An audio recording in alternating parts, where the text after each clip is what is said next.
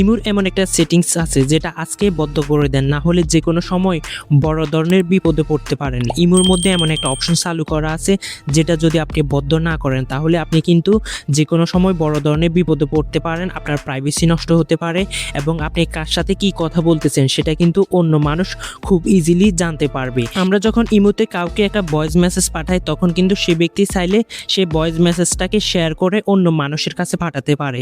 যেমন আমি এখান থেকে এই ভয়েস মেসেজটাকে সিলেক্ট করব। সিলেক্ট করার পর উপরে দেখতে পারবেন শেয়ার অপশন, এখানে ক্লিক করলে আমি আমার বন্ধু বান্ধব আরও যারা ইমোতে অ্যাড আছে তাদেরকে সে ভয়েসটা আমি সেন্ড করতে পারবো।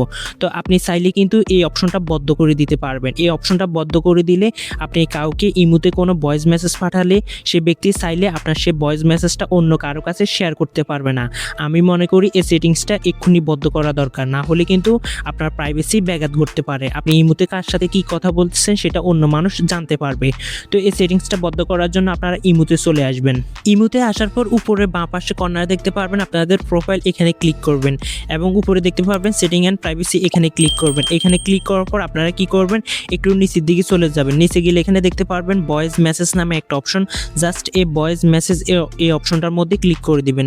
এখানে ক্লিক করে দেওয়ার পর এখানে উপরে দেখতে পারবেন এভরিওয়ান, মাই কন্ট্যাক্টস এবং নোবডি। তো আপনারা এখান থেকে নোবডি এই অপশনটা সিলেক্ট করে দিবেন। যখন আপনি এই অপশনটা সিলেক্ট করে দিবেন তখন কিন্তু কেউ চাইলে আপনার ভয়েস মেসেজটা অন্য কারোর কাছে শেয়ার করতে পারবে না।